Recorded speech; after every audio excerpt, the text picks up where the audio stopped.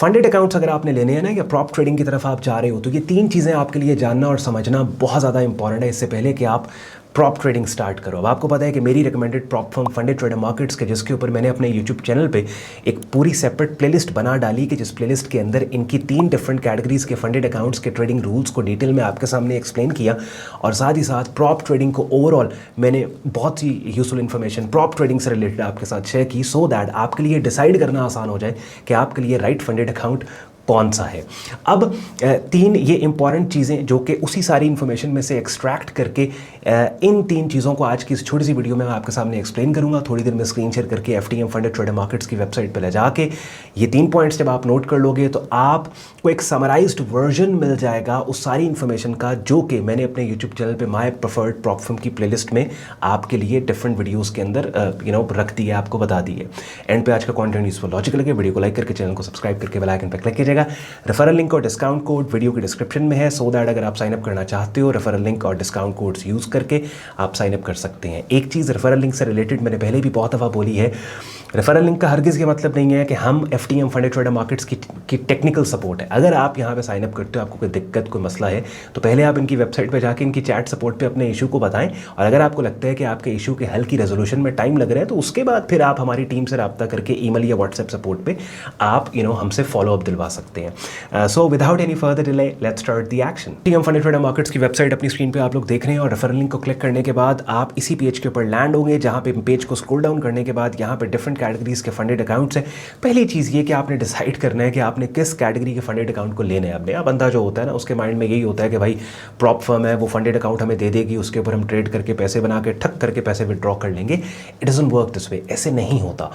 Prop firms के different trading conditions, trading rules होते हैं कि जिनको कंसिडर करके आपको ट्रेडिंग करके प्रॉफिट बनाना होता है और जो प्रॉफिट आपने बनाया है वो आप विड्रॉ नहीं कर पाओगे जब तक आप विड्रॉल कंडीशंस को मीट नहीं करते। तो पहली चीज़ जिसको आपने माइंड में रखना है कि इन तीनों कैटेगरीज के फंडेड अकाउंट्स में से आपने ये अपने लिए डिसाइड करना है, चूज़ करना है कि भैया मैं कौन से, मेरे लिए बेस्ट फंडेड अकाउंट कौन सा है, कि जिसके लिए इट्स वेरी इंपॉर्टेंट कि आपको तीनों की डिटेल्स मालूम हो, आपको पता हो कि 1 स्टेप एवेलुएशन का इन डेप्थ आपको मालूम हो, कोई बताया आपको भाई 1 स्टेप एवेलुएशन के क्या ट्रेडिंग रूल्स हैं, 2 स्टेप एवेलुएशन का इन डेप्थ आपको पता हो, आपको मालूम हो कि 2 स्टेप एवेलुएशन का क्या मतलब है, इंस्टेंट फंडिंग का आपको पता हो, मालूम हो कि इंस्टेंट फंडिंग का क्या मतलब है। अब इंस्टेंट फंडिंग के नाम से इंप्रेस होके आपने ये नहीं करना कि भाई इंस्टेंट फंडिंग का चूंकि मतलब ये है कि आउटराइट आपको स्टिमुलेटेड फंडेड अकाउंट मिलेगा जिस पे ट्रेड करके प्रॉफिट बना के जिसके प्रॉफिट्स को आप विड्रॉ कर पाओ तो भाई इंस्टेंट फंडिंग ही लेते हैं। नहीं हो सकता है। इंस्टेंट फंडिंग के ट्रेड का, इंस्टेंट फंडेड अकाउंट के जो रूल्स हैं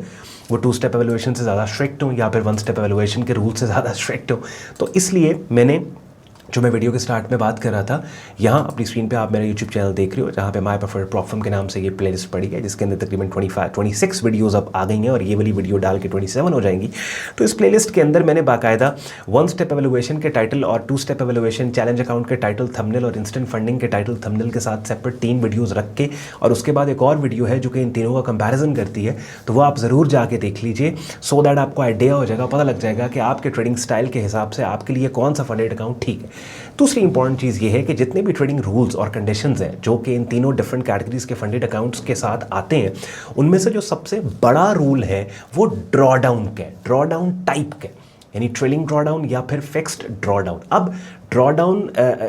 के ऊपर भी मैंने सेपरेट वीडियोस 2-3 वीडियोस बना के उसी प्लेलिस्ट के अंदर यहाँ पे रखी हुई हैं, आप वो भी देखें तो आपको पता लग जाएगा कि ट्रेलिंग ड्रॉ डाउन क्या होता है, फिक्स ड्रॉ डाउन क्या होता है। अब ट्रेलिंग ड्रॉ डाउन के अंदर जैसे जैसे आपका अकाउंट ऊपर जा रहा है, पीछे से आपका ड्रॉ डाउन लिमिट जो है वो भी ऊपर जा रही है। फिक्स ड्रॉ डाउन के अंदर क्या है कि डजंट मैटर कि आपका ट्रेड अकाउंट क्या कर रहा है, आपका जो इनिशियल अकाउंट बैलेंस है उसके हिसाब से आपका लॉक्ड है, वो फिक्स्ड आपका ड्रॉ डाउन फिक्स्ड है। हाँ, इसके अंदर फिर एक चीज़ होती है कि डे एंड के ऊपर अगर आपकी इक्विटी या बैलेंस में से जो भी ज़्यादा है उसके हिसाब से फिर आपका इवन फिक्स ड्रॉ डाउन के अंदर भी आपका वो ड्रॉ डाउन कैलकुलेट हो रहा होता है और उसको भी मैंने एक्सप्लेन किया है उन्हीं वीडियोस के अंदर। अगर फिर भी अगर आपको दिक्कत कन्फ्यूजन है तो आने वाली किसी भी एक वीडियो के अंदर मैं ये बात भी आपको एक्सप्लेन करूंगा।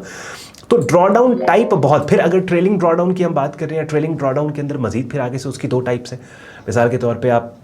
एक वो ट्रेलिंग ड्रॉडाउन जो कि लॉक हो जाता है, एक वो ट्रेलिंग ड्रॉडाउन जो कि लॉक नहीं होता। तो ये आपको पता होना चाहिए, बिकॉज हो सकता है एक बंदा फिक्स्ड ड्रॉडाउन टाइप से इतना कंफर्टेबल है और वो फिर जाए कि इन तीनों में से भाई मुझे फिक्स्ड ड्रॉडाउन वाला अकाउंट चाहिए, तो उसको पता है कि टू स्टेप एवल्यूएशन वाहिद एक कैटेगरी का अकाउंट है कि जिसके अंदर आपको फिक्स्ड ड्रॉडाउन की फैसिलिटी मिलती है। एक बंदा बोलता है कि नहीं, मुझे ट्रेलिंग ड्रॉडाउन से मैं ज़्यादा कंफर्टेबल हूँ, बिकॉज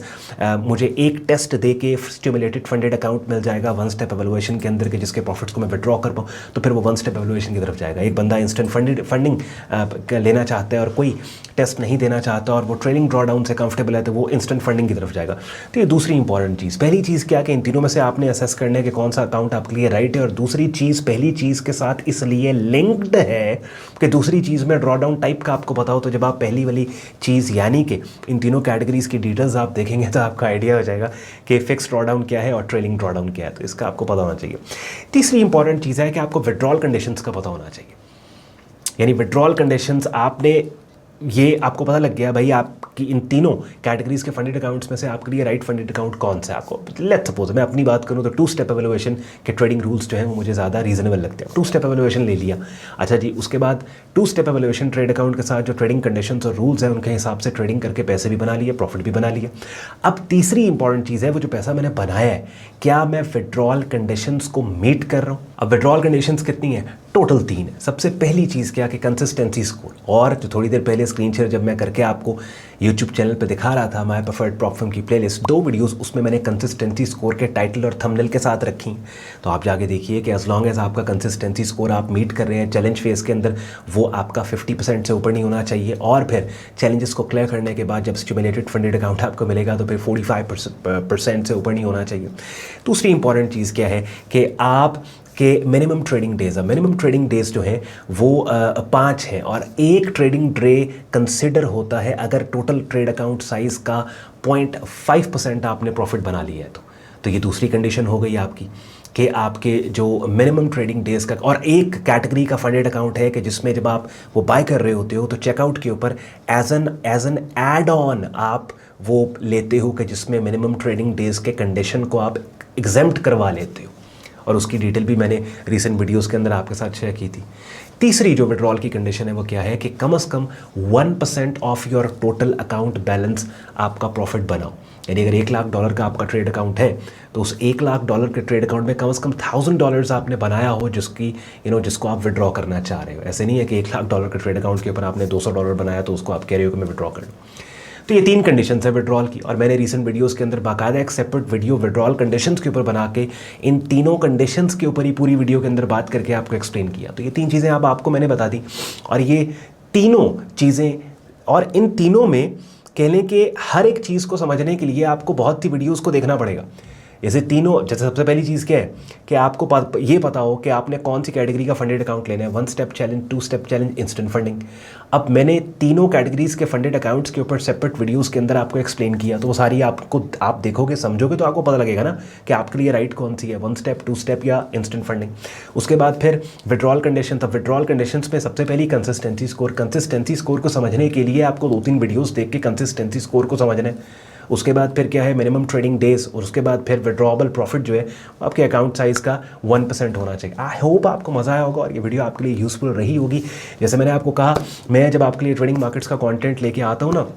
और पहले भी तो ज़्यादातर जो फीडबैक ट्रेडर्स की तरफ से कि ऑन भाई आपकी बात समझ आ रही है, स्ट्रैटेजी सीखना हम चाहते हैं, टाइम भी दे सकते हैं, लेकिन फाइनेंशियल स्टेटस हमारा ऐसा है कि अगर 5 साल भी लगे रहे ना तो रीज़नेबल ट्रेड अकाउंट साइज़ नहीं बना सकते। बिकॉज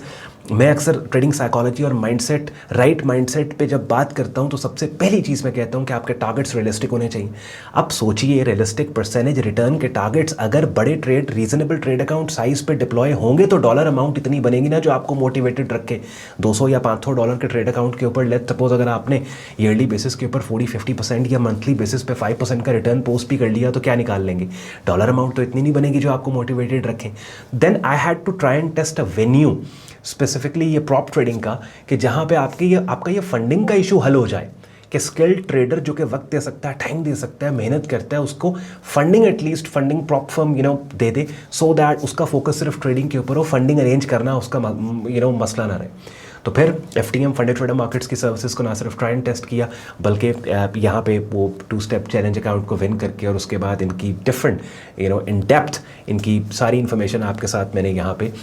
शेयर की। आई होप मज़ा आपको आया होगा। अगर ऐसे ही है, वीडियो को लाइक करके चैनल को सब्सक्राइब करके बेल आइकन पे क्लिक कीजिएगा। ख्याल रखें अपना, मुझे इजाज़त दें। Bye bye.